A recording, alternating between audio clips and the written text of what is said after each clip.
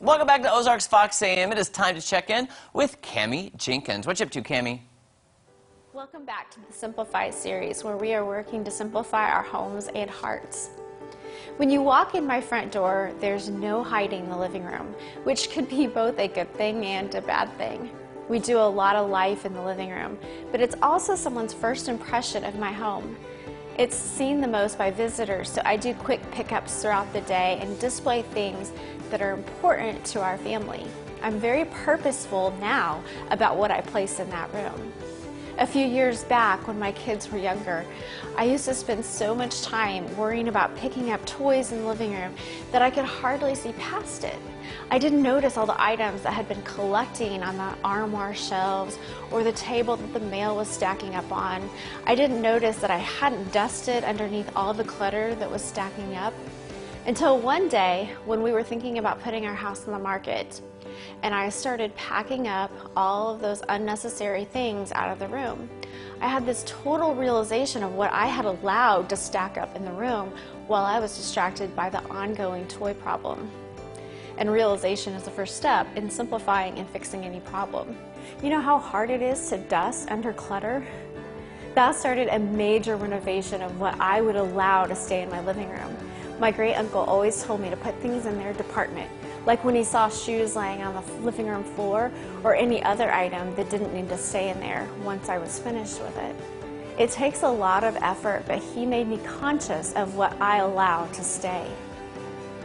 Just like the living room is the first impression and representation of all the life that goes on in my living room, our personalities are shaped by two things: what we display on purpose and by the clutter that isn't tended to in my heart. When I say what we display on purpose, I mean many times we aren't authentic with each other because we don't want people to know who we really are.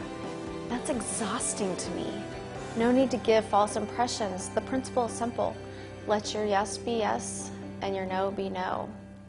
The times in my life when I have felt it was necessary to hide the real me was because I didn't have number two taken care of. There was clutter in my heart that I had let stay there when it didn't belong, when I was distracted. What you say and what you do is an overflow of what is in your heart. So this week, join me in taking notice of what our actions and words show is in our hearts, and be choosy of what you allow to stay there. Now, since we can't actually have company with social distancing, I'm going to treat my family as if they are company. After all, my kids are the most important company that will ever be in my home. I like to make pies for company, so I'm making a pie for the fam tonight. I'm making vinegar pie. It's a humble sounding dessert, isn't it?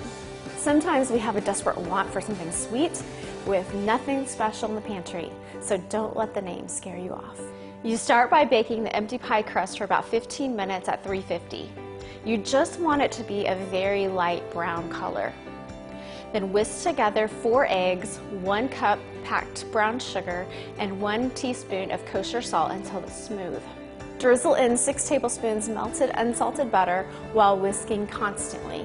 Whisk in 2 tablespoons apple cider vinegar. Pour into the crust, and the instructions say to bake for 35 minutes, but mine was honestly done in 17. Just make sure your internal temperature is 165 degrees. The filling will be nicely browned and will sink back down when it cools. Serve at room temperature or slightly cooled. It's easy, it's comforting, and it has a light lemon taste. Enjoy.